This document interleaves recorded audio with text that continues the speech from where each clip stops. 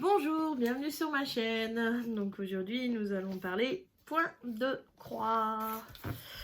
Donc je vous avais présenté un petit peu avant cette toile donc, qui est estampée.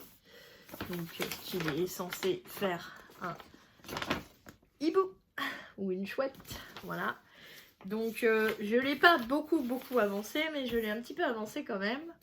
Voilà. Donc j'ai terminé les carrés que j'avais entamés là, voilà. Donc ça doit faire le début de l'aile et une rose. Voilà, donc ici j'ai terminé.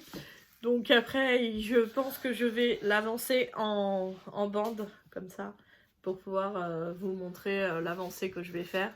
Parce que sinon, j'attaque n'importe où et après, on voit plus trop si j'ai fait ou si j'ai pas fait. Voilà, donc moi j'ai toujours fait du point compté, donc là faire avec l'estampé ça me fait un petit peu bizarre.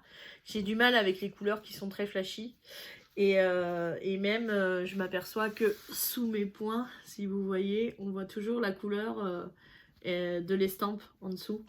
Donc j'espère qu'au lavage, quand je l'aurai terminé, ça partira. Parce que moi, donc je brode avec un fil que je prends et que je plie en deux.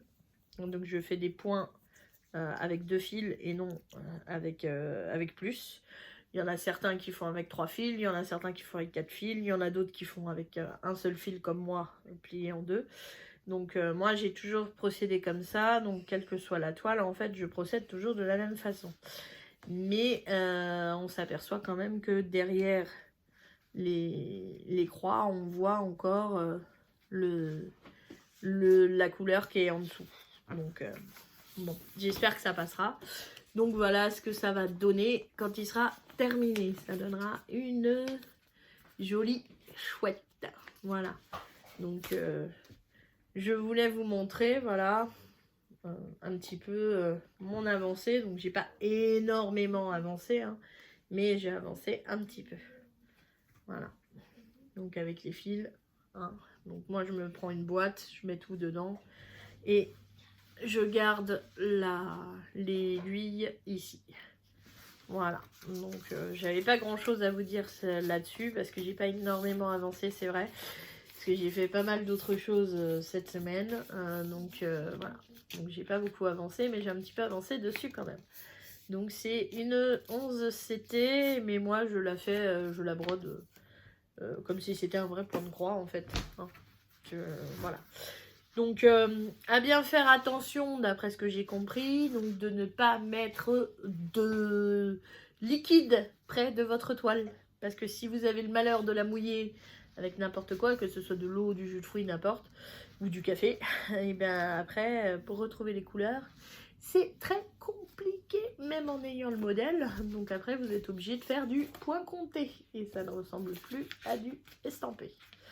Voilà, donc c'est l'avantage de l'estamper, c'est que vous avez déjà le modèle, donc vous n'avez plus qu'à prendre la couleur qui correspond et à broder, sans forcément compter.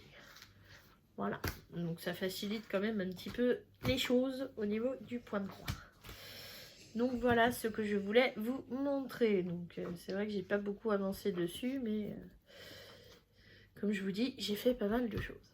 Voilà, donc je vous souhaite une bonne journée ou une bonne soirée selon comment est-ce que vous regardez la vidéo. Je vous remercie de l'avoir regardée et je vous dis à bientôt.